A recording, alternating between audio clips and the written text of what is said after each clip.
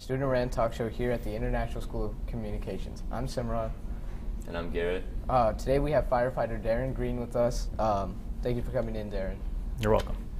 Now, today we have a couple of questions to ask you, and we'd like to begin it with what inspired you to become a firefighter?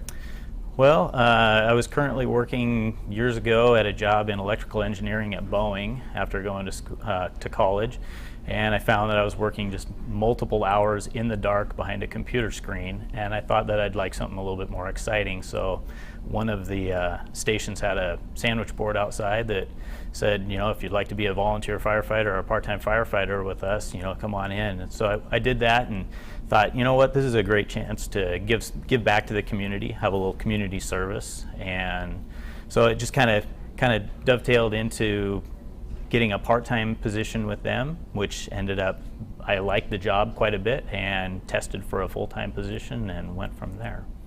So while you were growing up, did you ever think about becoming a firefighter? Like, was that ever in the back of your mind, or was it just right when you saw the sandwich board? A little bit. I lived about 2.5 blocks or so from a fire station in Federal Way when I was growing up, and it was back in the days when they used to run the siren to call the firefighters to the station, and it was kind of inspiring. I was like, oh, that might be kind of a neat job someday. Later on, I ended up finding out that I actually had distant family members that were in the fire service, but that was after I'd already been hired. So not really too much earlier on, but it got a little bit more interesting later on. So. And so how long have you been a firefighter? I've been with Marysville Fire since 1991, so about 24 years. I've been full-time since 1995, so just a little bit over 20 years. So, since you've been very experienced, so what would be your most memorable experience, like that one call that's you will always remember? Yeah, probably the most memorable. It's funny because it was a long time ago. The very first call I ever went on in the fire department in the fire service was for a butane train derailment up at Smoky Point. And I and another one of my recruit buddies that I came on with, we ended up being on national news. We were on CNN in the morning, and so it was kind of memorable. It didn't turn out to be a whole lot. It was kind of a long incident, but it was, that's probably the most memorable. Okay. Would you consider that the most dangerous moment of your career, or are there more dangerous? No, you know, I think a lot of people think that the actual firefighting is the most dangerous, but a lot of times we train for that. Probably the most dangerous thing that I encounter on a regular basis is whenever we have a call out on I-5, when we're out on the freeway, whether it's a car fire or a car accident, the people don't slow down. So we end up having quite a few issues with that, with trying not to get hit. So, so what would you be doing if you weren't a firefighter right now? Do you think you'd still be an electrical engineer, or? Yeah, maybe. Of course, I always wanted to be a race car driver, so I have a car that I used to race quite a bit back in high school and just out of high school. Electrical engineering was a pretty good job. It was just long hours, so probably one of the two. Have you ever saved somebody's life while firefighting? Well, firefighting, I've been part of a crew that's pulled people out of buildings. Unfortunately, most of those don't turn out too well. Most of the saves that I've ended up having were EMS related or medical related, where you end up helping somebody who stopped breathing or something like that. So. So what's one of the biggest challenges you faced in your position? Well, with my position, I'm a captain, so I run a fire station. I run Station 62 by the roundabout over by Marysville Pilchuck. And so I have crew members. Well, my philosophy in my job is that we become a big family, and probably the biggest challenge is trying to go back and forth between when it's a family kind of situation and when it's I have to lay down the law, you know, discipline stuff with people that I sometimes do things on my off days with. So that's probably a pretty big challenge for me. So what is life like in fire station during your guys' shifts? Well, we work a 24-hour shift, so we start at 7 in the morning, and I just got off at 7 o'clock this morning. So we're there for quite a bit. We usually start with a pass-on in the morning with the crew that's coming off, kind of find out if there's any equipment changes, anything new that's happened on the previous shift. Then we generally try to get a workout time in, or start a drill or something like that, whether it's an EMS related drill or a fire related drill. Try to get out and do inspections during the day. I personally have responsibility for facilitating all of the bunker gear for our entire department. It's about 120 individuals that I have to make sure that their stuff is inspected in good shape and tracked and all that. I'm also on the Snohomish County rescue team, so we have rescue training we do every day. It's pretty involved. We stay really busy up until dinner time. Then we try to cook and eat as a team, as a group, and then in the evenings we do our dailies. So we have our chores like most people do. Get the glamorous job of cleaning toilets and things like that. That's all part of it. So paperwork. So around that, so what do you guys? So when you guys don't have any calls, is that when you guys are normally working with the checking equipment, things like that, or? We have kind of a set schedule as far as checking equipment. We try to do that first thing in the morning, so we're ready to go. Okay. So most of our what we would consider downtime ends up. I tend to do my officer paperwork, my administrative duties, and most of the crew will either have their head in a book, studying for promotional tests or some subject that they want to know more about. We do a little bit of general maintenance, polishing, and that kind of stuff. But the station I work at, we don't have a lot of downtime. We're generally in a 24-hour shift, run about 15 calls or more, and a lot of those take around an hour to run. So it kind of eats up a lot of your time. So are most of the fires that you guys deal with, are they larger fires? Because I mean, here in Marysville, we don't. Like when I read the newspaper, I don't see that there's a big fire's gone down. That's why. No, not too much. Fires for us, in fact, we were toned to a fire last night, and it ended up being a burned electrical wire in a reptile case. So, but the whole department originally was dispatched to that. So our fires tend to be smaller. Once in a while we get the really big stuff, but even with the small ones included, fires and suppression type things generally only account for about 20% of what we do. Most of it's medical. So would you say that's the most common fire that you guys come across, or? Yeah, smaller things. During the summer months, we get a lot of the brush fires, grass fires, things like that. In the winter, we'll get chimney fires every once in a while, but for the most part, it's smaller things. So I know a lot of people notice that like whenever police officers come out, that sometimes there's firefighters with them or ambulances. So I kind of want to know more about that because I personally don't know why they bring firefighters with them. So, yeah, we work hand in hand with each other. We provide services for them a lot of times on car accidents. Besides us being there for the EMS portion and maybe getting people out of the vehicles, we also provide some protection. We can use our fire apparatus to block the scene so that somebody doesn't come along and hit us. If there's situations where we have combative patients, things like assaults and things like that, the police provide protection for us. So we kind of work hand in hand. It's very dependent upon what the call is. General medical calls, we don't have police.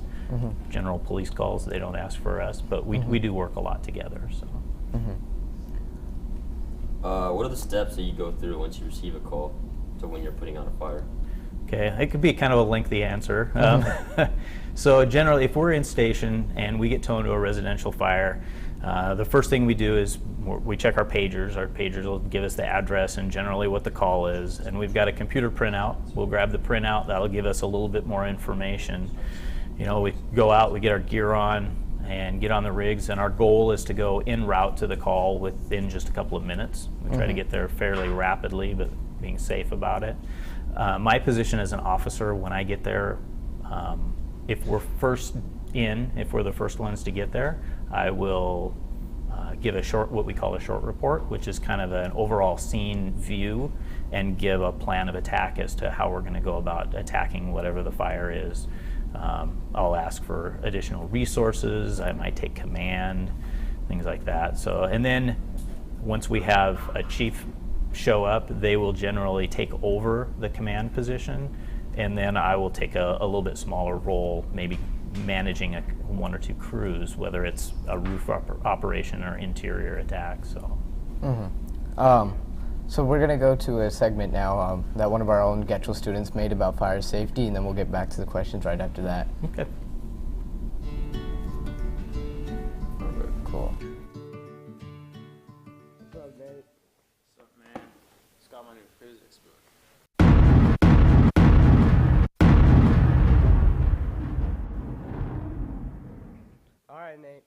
go to class. I'll see you later.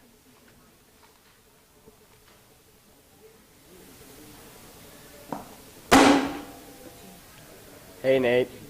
Oh, hey, Simran.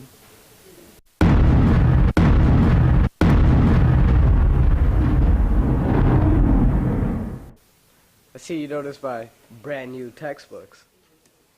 Oh, okay. Well, I gotta go to class, so I'll see you later, Simran.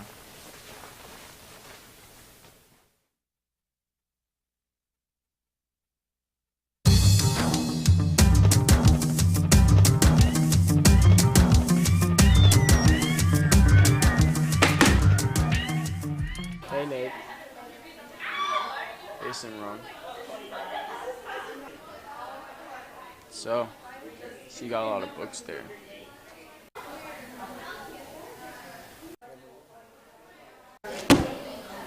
So, what are you guys doing?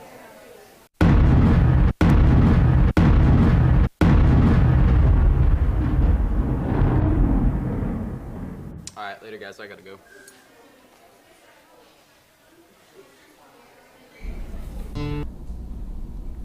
Hello, Marysville. Welcome back to Charger Chat here at the International School of Communications. We're interviewing a local person here, Captain Darren Green from the Marysville Fire Department. We've been asking him a few questions. I'd like to get some more information about it.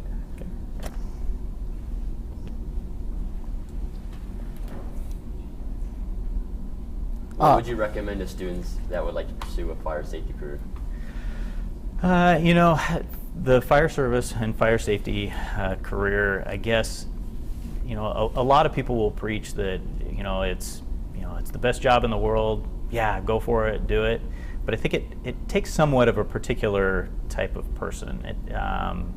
I would encourage anybody who has fairly good mechanical aptitudes, whether it's working on cars or building things or something like that, to pursue something like the fire service. But you also have to take a lot of the good with the bad. And some of the bad is, I know for a fact that when I go home after certain shifts, a lot of memories play over in my head. So you kind of have to be a little bit of the person that is accepting of seeing people at their best and also at their worst, and the fact that you're going to see some pretty awful things, some pretty traumatic things in your career. So if that's the kind of person you are and you have that and you have a drive, I would encourage somebody to maybe start with a explorer group, something like that, and then maybe look into it at Everett Community College. They have a program as well. It's definitely not for everyone. You're not going to get rich at it, but it is comfortable. It's a fun job, and it's always exciting. It's always something different. And if you can understand that going on somebody who simply has maybe a broken finger, all the way up to a most traumatic injury or a big fire, you get that whole range of things that you get to see. So, have you seen throughout your 20-year career, have you seen very traumatic situations, or has it just been... I've seen some pretty horrific things. I guess I was fortunate enough for myself to not be on the day of the Pilchuck incident, but I did spend some time out at Oso on the landslide out there, and that was a very surreal feeling when you're out there in that immense space looking for people who have perished. I've also been unfortunate enough to be on calls where we've had incidences with kids, and those are probably the most traumatic for all of us in the fire service. Anytime it deals with a younger person, younger being 20 years or younger, that can be pretty traumatic. So. Now, what was your job in the Oso incident? What was your duties like? I was, for a while, we were basically looking for the bodies of those who had perished that they hadn't found yet. And I spent some time essentially sitting on the side of an excavator while an operator ran the excavator, pulling out dirt, looking for individuals that were buried in the mud. So, and not only were we looking for people, but every once in a while we would come across just animals, not necessarily pets or anything, but wild animals in the area, and because of the duration that they'd been there, it was hard to distinguish what exactly we were finding, so sometimes right off the bat. So I know we're in Western Washington. We don't see a lot of forest fires here. Have you ever had to since I remember in Eastern Washington there were a lot of forest fires. Did you ever have to go out towards those? Yeah. Hear those? Trying to think. I think it was about 1993 or 94. I was part of an engine strike team that went over, and it was one of the big fires in those years over in the Eniat and the Lake Chelan area. So I was on an engine strike team, and we protected some houses and did some work up in one of the hillsides, trying to put out some of the progressing fire up there. So we were there for about 3 or 4 days. So what do you do when you're a part of an engine strike team? Because I personally don't even know what that is. On that particular incident, this was before I became an officer. So at that point, I was a driver operator. So my job was to drive the apparatus there, get the pump set, deploy the lines, and then the officer that was assigned to us and the other crew member, they were pretty much trying to put out hot spots. We did a lot of shovel work and small amounts of water to try to uncover any of the still burning and smoldering materials. So just trying to keep it from progressing or reigniting if the wind blew increased. So what's kind of the main process you go through when dealing with forest fires? Do you try to get really at the base of the fire? Are you trying to get the top parts? Are they coming over with planes? For us with forest fires, we don't get a lot in this area. The people who work for the Department of Natural Resources, and you'll hear that on television, they'll call them the DNR, they're very proficient at it, and I give them a lot of credit. They're very hardworking individuals. Generally, they're very young individuals, and they're the ones that will go in and fall trees, and actually take care of the bigger stuff. Our role tends to be more what they call an urban interface, and we take care of things where it's encroaching on houses. So our process is a little bit different than what the actual forest firefighters do, or the smoke jumpers as they call them, and stuff that parachute in. Well, you mentioned that you operated the vehicle back in 1994, and with your experience, what do you believe is your most favorable job or favorable part of your job? Probably the most favorable part of my job is when I get to do technical rescue things. I've been on the county technical rescue team since '96, and we do confined space, so people trapped in small areas or tunnels or things like that. We do trench rescue, so if a utility company is out digging a trench for power or water or whatever, and the trench collapses in on them, then we come in for that. We do what's called USAR, Urban Search and Rescue, which is building collapse and things like that. So if we have a big earthquake, then we're the ones that go in and put all the shoring structures up so we can get people out. And then we also do high angle rope rescue. So I've had the opportunity to take and rappel over the side of the cliffs out at Tulalip and bring a couple people up and a couple of animals up and things like that. So that's kind of that's a pretty exciting part of the job. I also am a captain on a ladder truck, so we get to run the big aerial apparatus. That tends to be pretty fun too. So I know how we talked about earlier that a lot of the fires here in Marysville are a little bit smaller. Would you guys advise as firefighters that people try to take those out themselves, or would you advise that they call you guys first? Well, I think it really depends upon the age of the person, the experience and comfort level of the person, and the extent of the fire. If it was a really small fire and it was an adult, I think certain things that they can handle on their own. If it's a small fire on the stove or something, a grease fire, they can put a lid on the pan.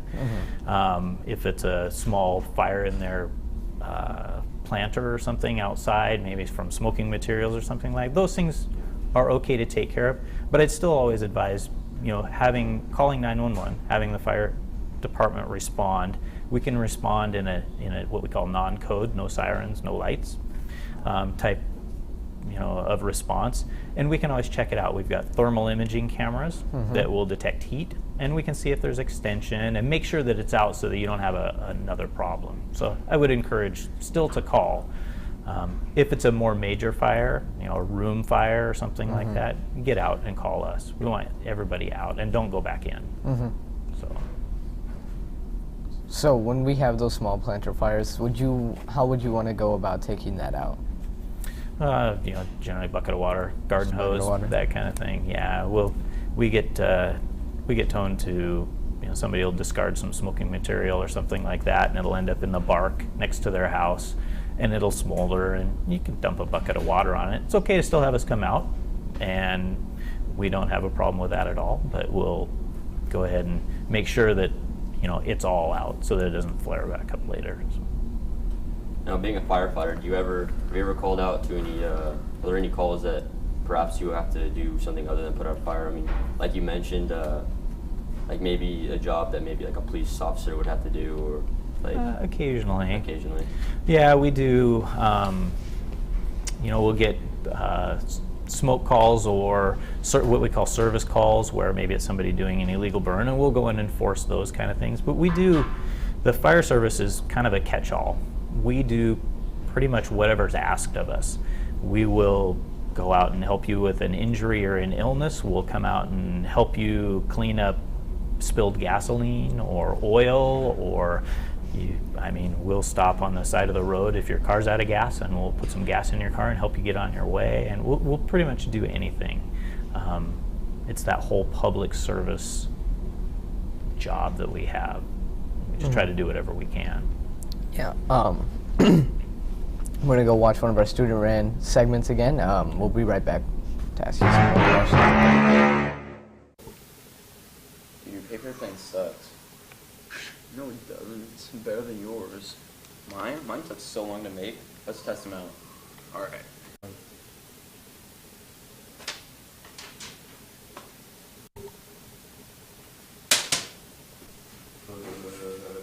Sit down right now.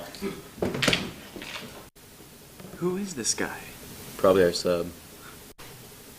Hello, class. I am Mr. Garoppolo, and I will be your sub today. Today I'm teaching you about motorcycle accidents. Motorcycle accidents? I thought this was geometry. Oh yeah, that's what I meant. Math. Today, class, we will be having a test on Chapter 10. What?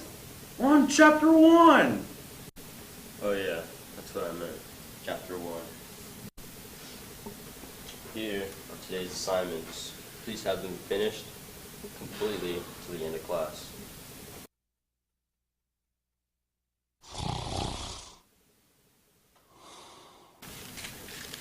Dude, it looks like the teacher fell asleep. Let's get him. Yeah, let's get him.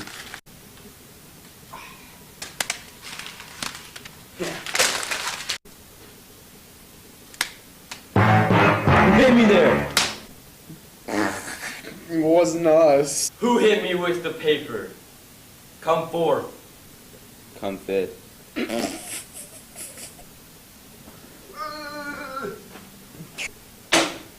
Hey, sorry for being late. I'm your sub today, Mr. Haskell. What's going on here? Oh, just kidding, guys. I'm not your teacher.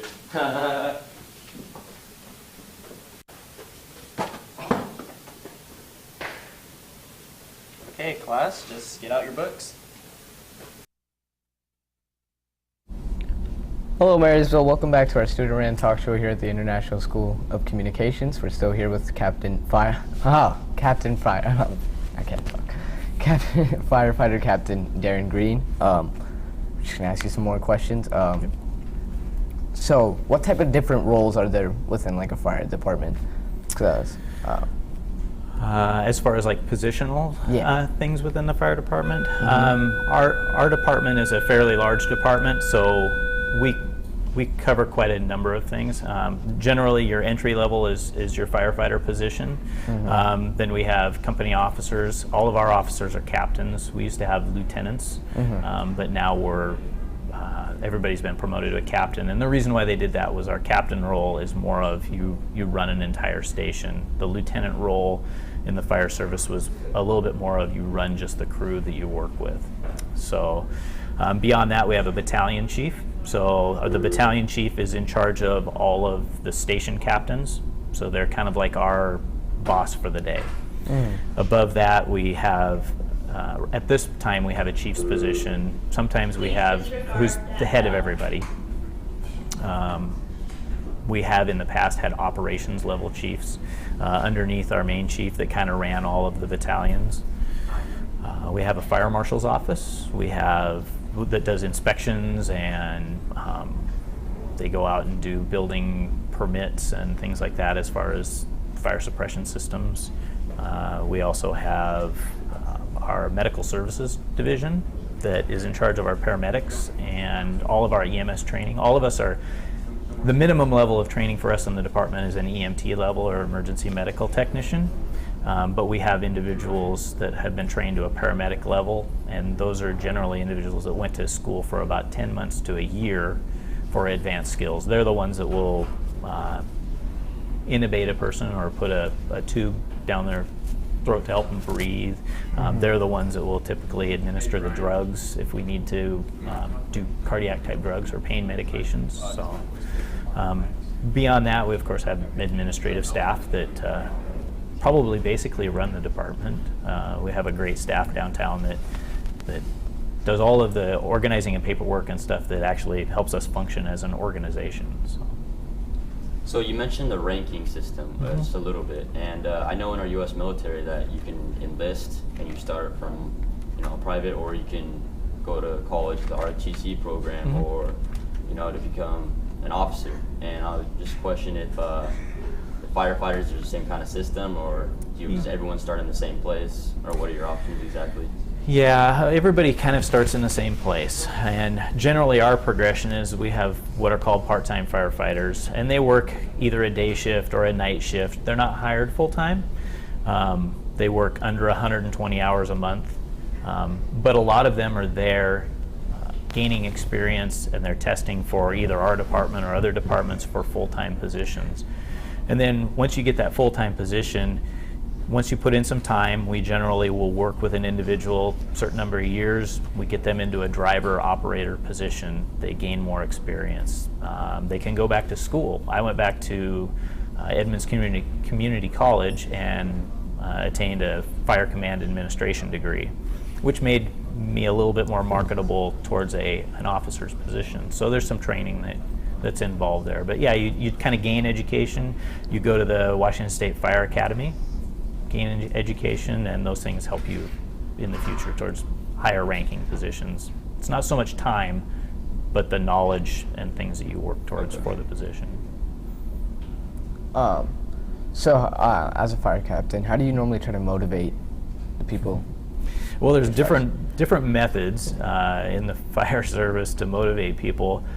Some people are very dictatorial, and they pretty much, it's my way or the highway. I tend to go more with the mode of, I don't expect anybody in my job to do, or anybody that works for me, to do anything that I wouldn't be willing to do myself. And I've done all those things in the past. I don't have any problem with picking people up or getting the cot to put an injured person or a sick person on.